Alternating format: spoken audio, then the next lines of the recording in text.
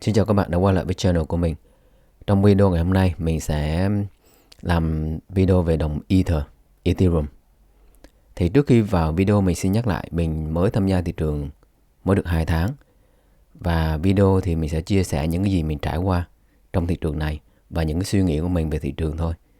Nên không được cho là lời khuyên đầu tư các bạn nhé. Rồi ok, mình vào video. Đầu tiên mình sẽ xem tình hình thị trường như thế nào. Bitcoin 24 giờ qua là có sự tăng trưởng nhẹ 1,59%. Ether thì tăng rất là mạnh 7,7%. BNB cũng thế. BNB cũng tăng khá mạnh các bạn. Đó thì cũng tăng mạnh luôn, trên 10%.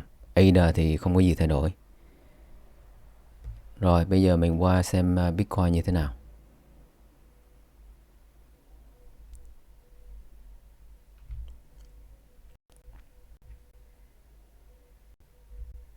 Mình xem biểu đồ 1 giờ đi.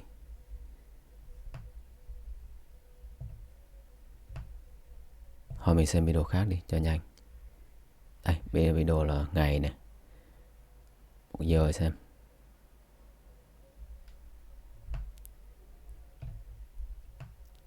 Thì trong 24 giờ qua là thì Bitcoin khá biến động các bạn. Sau khi bị đâm khá mạnh xuống vùng 57.000 này là hồi phục rất là nhanh chóng. Và bây giờ lại đi xuống lại. Thì rất là biến động, thị trường khá biến động trong 24 giờ qua. Lên xuống liên tục. Bây giờ mình qua bên ngày xem. Video ngày thì ngày hôm trước là có một cây nến đỏ nhưng mà cái biên độ khá mạnh các bạn. Và đến cuối ngày thì lại không có thay đổi gì nhiều so với lúc mà mở cửa. Cái biên độ cái này chứng tỏ sự phân vân của thị trường, là không biết là nên lên hay là xuống. Và ngày hôm nay là bắt đầu thấy cái sự giảm xuống này, cái nến đỏ này. Đấy, thì sau 4 ngày 1, 2, 3, 4 ngày tăng liên tục, có rất nhiều tin tốt. Từ tin đầu tiên là tin Visa, sau đấy là tin PayPal, và ngày 24 giờ qua lại có một tin tốt nữa là Goldman Sachs là chuẩn bị có thể cho những cái khách hàng của mình có thể mua Bitcoin. Nên vì thế là thấy Bitcoin sau khi đẩy xuống 57.000 đã lại tăng lên rất là nhanh các bạn. Đây, hôm qua này đẩy xuống này, sau khi mà có tin của Goldman Sachs FOMO và lại tăng lên. Và cái tin này mình đánh giá rất là tốt, tại vì sau JP Morgan bây giờ đến là Goldman Sachs này, và một vài bank khác cũng đang FOMO vào. Những cái bank cũ hôm trước ấy, mình không nhớ tên là gì, nhưng mà chứng tỏ những ngân hàng những ngân hàng lớn đang bắt đầu FOMO vào. Và những ngân hàng đối thủ kiểu gì người ta cũng FOMO vào. Tại vì đây là cái thị trường kiếm lời rất là tốt. Bây giờ khách hàng muốn mua Bitcoin thì mà mình không hỗ trợ thì đâu có được đâu. Thì mình sẽ mất thị phần. Thì những cái khách hàng sẽ chạy qua những cái ngân hàng nào mà có thể cho hỗ trợ mua Bitcoin. Ví dụ Goldman Sachs này, JP Morgan này, và những rất là nhiều ngân hàng khác, người ta phải từ từ người ta phải FOMO theo. Nên đây cũng là một tin cực kỳ tốt, mình đánh giá rất là tốt cái tin này. Đấy, thì bây giờ mình quay về với video Bitcoin.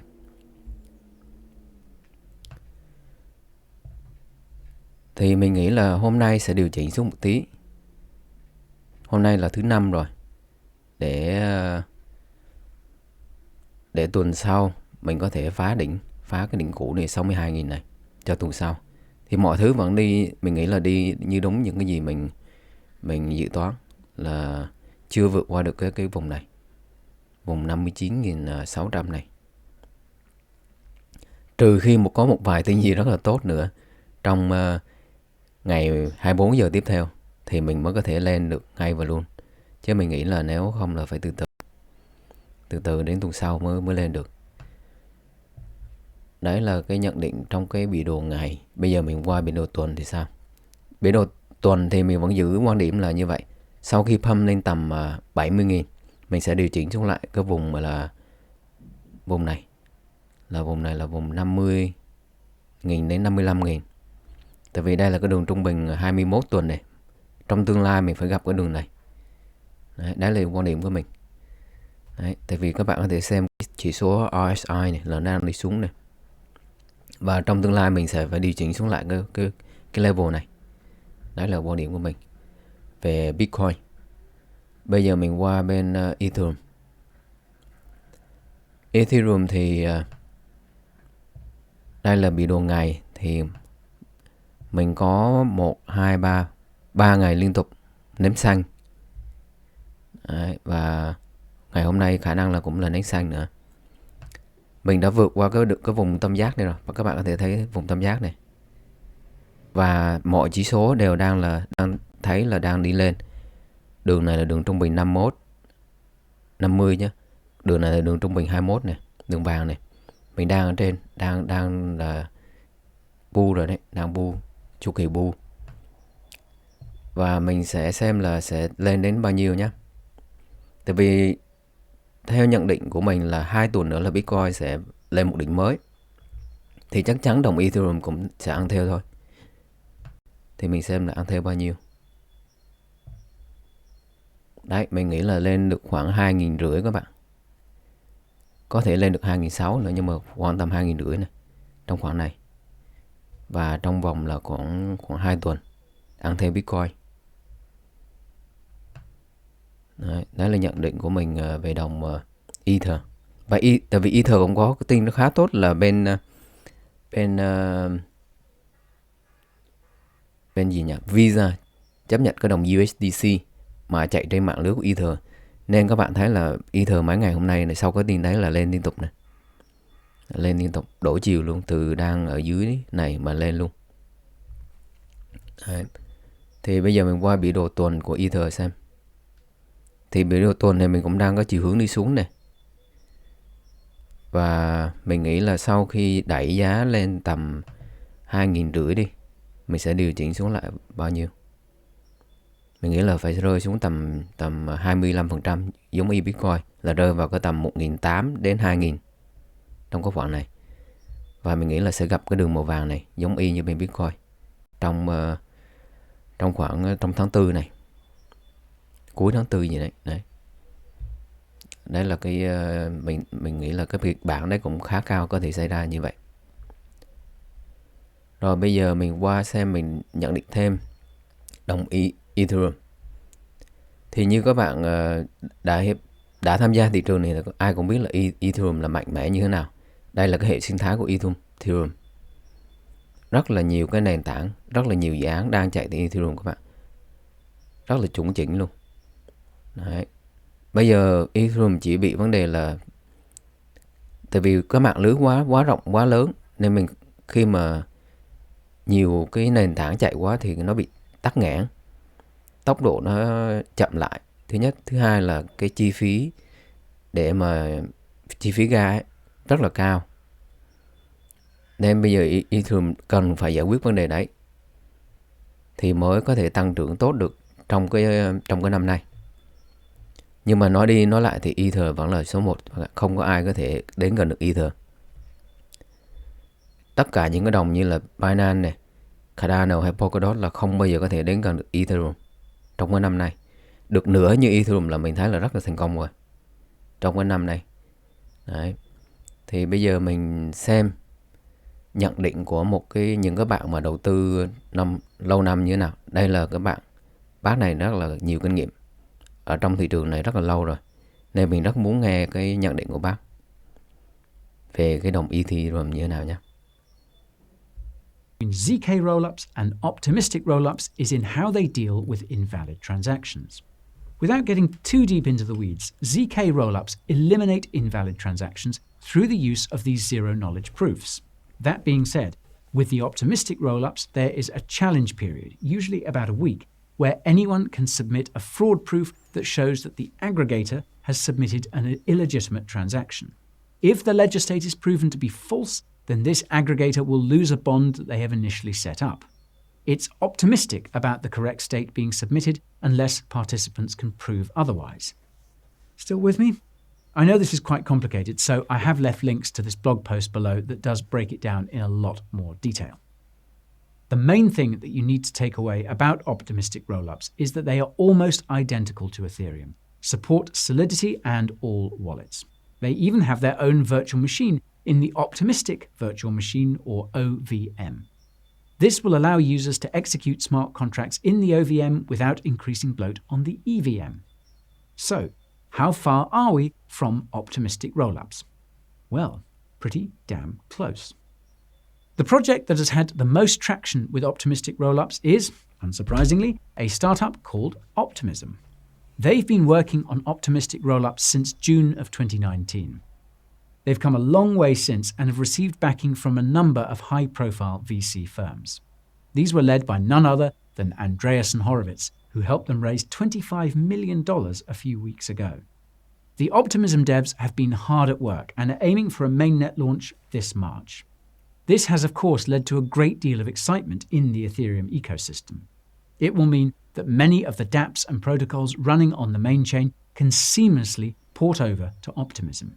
For example, Uniswap is running a testnet demo on Optimism called Unipig. Current test stats have it with a 10 to 100 times decrease in gas costs. Rồi thì đây là những dự án mà người ta muốn giảm cái chi phí của mạng lưới Ethereum xuống và tăng tốc độ lên. Thì Optimistic là một trong những dự án như vậy. Và Unipig Exchange là của Uniswap này đã đang thử nghiệm cái này. Testnet này với cái Layer 2 và có khả năng là giảm cái phí gas xuống 10 lần đến 100 lần luôn. Đấy. Và cái thời gian sẽ rất là nhanh, 169 millisecond. You also have a transaction time of only 169 milliseconds. You also have a synthetics exchange demo running with gas costs reduced by 143 times. Và mình còn có cả synthetic exchange nữa này. Gas cost giảm rất là nhiều này, 143 lần giảm. Và cái thời gian thì chỉ có 0,3 giây thôi, rất là nhanh luôn. Or a confirmation time of only 0.3 seconds. Sounds dreamy, right? Similarly, wallet support for Optimism will be a breeze. It's just a few tweaks to the code. For example, in October last year, Coinbase Wallet integrated with Optimistic's Ethereum testnet. This therefore means that when the mainnet goes live, you'll have one of the most popular custodial wallets ready to go. I should also point out that the VDog himself is extremely optimistic about Optimism. It was, after all, Vitalik who wrote about rollups back in 2014. So it comes as no surprise that he supports the work being done on optimistic rollups. More recently, he talked about them in this blog post that he wrote in January of this year. So what all this means is that Ethereum will have a viable scaling alternative within the next few weeks. One that will help to reduce the bloat that is no doubt causing you to pull your hair out. Now, having said all of that, it is still important to point out that this is still a layer 2 solution. It's not doing anything to update the state of the Ethereum main chain. However, there is one really exciting Ethereum update that has ETH users hot under the collar. I am, of course, talking about EIP 1559. For those of you who've been following my channel, I've covered this much vaunted Ethereum update a number of times. But for those of you who still don't know what it is, here is a quick rundown. It's an Ethereum improvement proposal that will change the way that users bid for transactions to be included in blocks. Currently, Ethereum uses a simple auction mechanism called first price auction to price fees. Users will submit their bid in order to get their transaction included. Those with more money, whales, are willing to bid heavily for inclusion of their transactions into the block. Of course, this competitive bidding for inclusion increases the gas price across the network. It also means that you have less certainty around the right gas to send, as there is a possibility you'll be outbid by some degen yield farmer moving millions of stablecoin. However, with EIP 1559, you have something called the base fee, which will attempt to target the market rate for gas prices. Essentially, this base fee will be adjusted on a block-by-block basis with the goal of targeting a value so that average block gas usage remains around 10 million gwei. This will allow users to just press send transaction and not have to be presented with a gas option at all. Praise be Alleluia. There will, of course, still be the option for getting one's transaction included in blocks faster by giving the miners a tip. However, the payment of this tip by other users will not directly impact on the fees that have to be paid by you and me. Now, having said all of this, it's important to clear up some misconceptions about EIP 1559. Perhaps the first and most important of these is the fact that it won't reduce fees. You will still have the base fee that will have to be paid, and this will adjust higher if there is network bloat. Moreover, EIP 1559 will do nothing about that network bloat. It is not a scaling solution, but a gas management improvement. So, sorry to pour cold water on those hopes. Thì mình có cái sự nâng cấp của cái EIP 1559 ấy, là có thể EIP 1559 là có nghĩa mình sẽ giảm cái phí gas xuống. Tại vì từ bây giờ mạng lưới Ethereum ấy là mình phải bid for cái phí gas và để cho cái transaction của mình nó sẽ hoạt động. Nếu mình muốn hoạt động nhanh thì mình phải trả cái phí gas cao, và nhiều lúc là mình không biết là mình phải trả bao nhiêu cái phí gas. Đấy là cái điều đang xảy ra ở trên hệ sinh thái của Ether.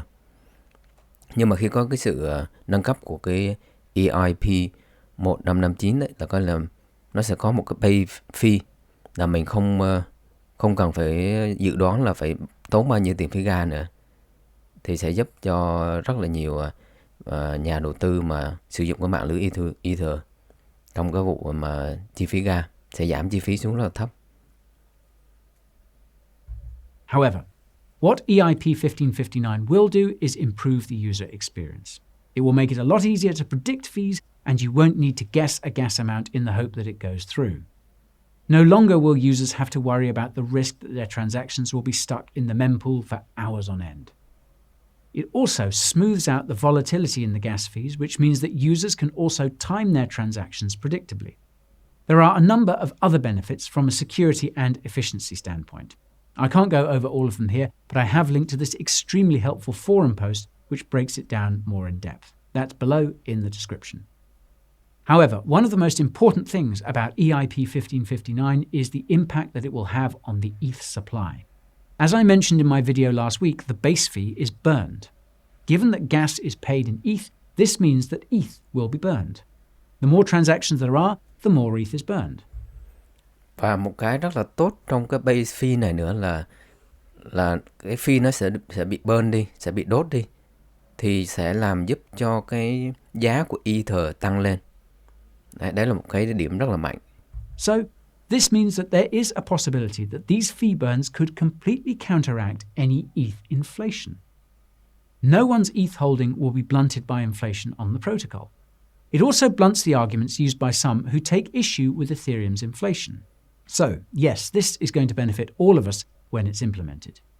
In terms of when that could be, the upgrade is scheduled for 3 to 6 months after Ethereum's Berlin hard fork. The Berlin hard fork is being eyed for April this year, so the earliest that we could see it is in June or July. Of course, there are risks here. Miners are not too happy with EIP 1559 as it could reduce their income from fees. They don't earn the base fee, and those tips are not looking too juicy to them. However, it seems quite likely that they will begrudgingly go ahead with the update.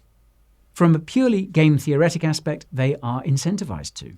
I've linked to this post by Deribit Insights that can explain this argument in more detail. Whew, wow, that was a long one. In case you dozed off anywhere during that video, here are a few closing thoughts. There are many people who are expressing their doubts about Ethereum right now. To be honest, I can't really blame them. Network woes are a bummer, and no one wants to pay such a premium just for the privilege of using it. And this is something that other projects are capitalizing on. Polkadot, Cardano, Avalanche, Algorand, Solana, the list goes on. Developers are looking around as they try to find more scalable ecosystems to build in. Now, having said all that, what most tend to forget is that this is not Ethereum's final form, not even close. As the FUD fills the air, the devs are working feverishly on ETH 2.0. And even if this will take some time to be implemented, there are other solutions that are going to help it scale. We're rolling towards the rollout of optimistic rollups. Try saying that over and over. This will help take the congestion off the main chain, reduce fees, and speed up transactions. It also scales smart contracts, which makes it a valuable alternative for developers.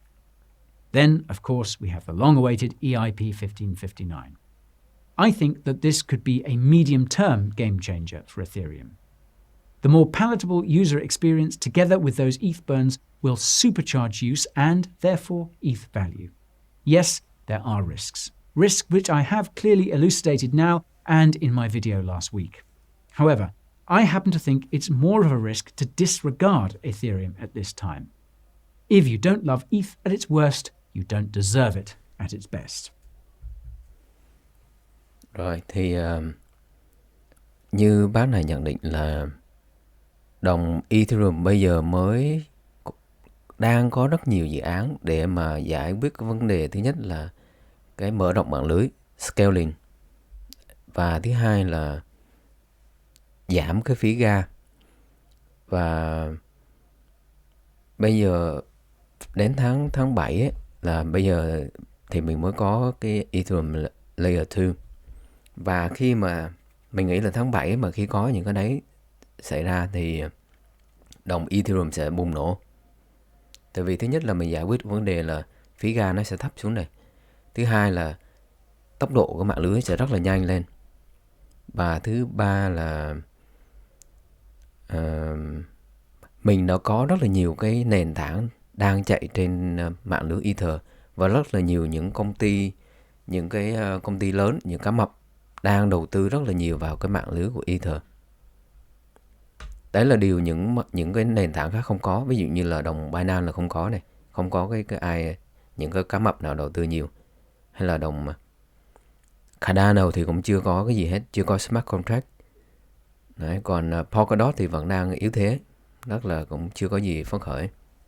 Nên Ethereum trong năm 2021 này vẫn là số 1. Và khả năng tầm tháng 7, tháng 8 thì sẽ tăng trưởng rất mạnh khi mà có giải quyết được cái scaling này và cái phí ga thấp xuống. Đấy là nhận định của bác này. Bác này là rất là có nhiều kinh nghiệm, nên mình rất là tin tưởng bác này. Đấy thì ok, thì video của mình đến đây kết thúc rồi. Và nếu các bạn thấy mình chia sẻ hợp lý thì cho mình xin một like để mới có động lực làm video. Xin chào tạm biệt các bạn.